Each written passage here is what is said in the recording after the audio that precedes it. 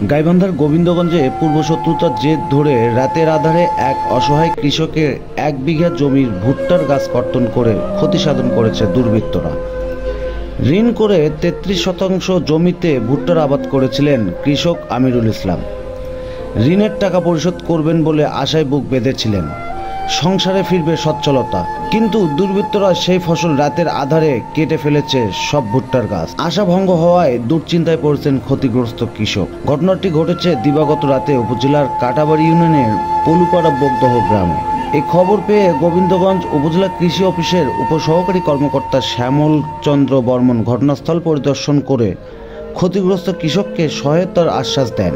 এ বিষয়ে গোবিন্দগঞ্জ থানার officer in charge বুলবুল ইসলাম বলেন, তদন্ত করে প্রয়োজনীয় ব্যবস্থা গ্রহণ করা হবে।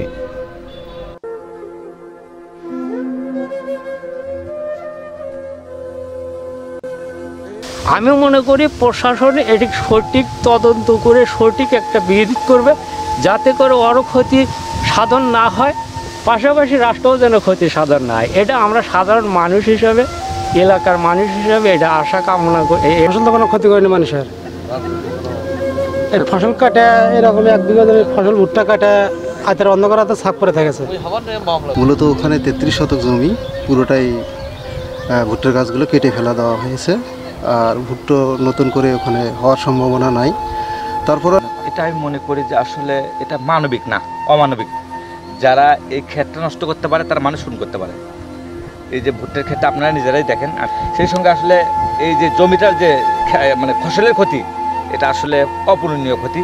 এই ভুট্টার ক্ষেত্রে তো হয়ে গেছে, কিছুদিন পর ভুট্টার ক্ষেত্রে আরও ভালো হবে।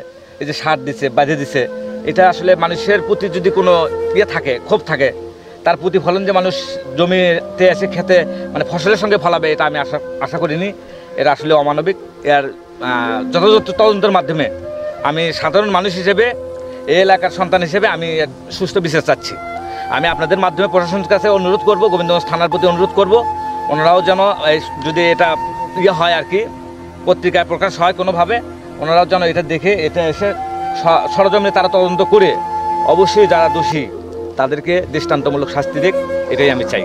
হাতে অন্ধকারে এই জমিটা অন্যায় করে ভুট্টা কাটছে, পাশে আমার জমি, আমার জমিরও দেখেন, আমার জমিরও অনেক ক্ষতি করছে ওরা। তা ওনারা এরকম করবি, আমার জমির ক্ষতি করবি, এরকম মেনে নেওয়া যায় না।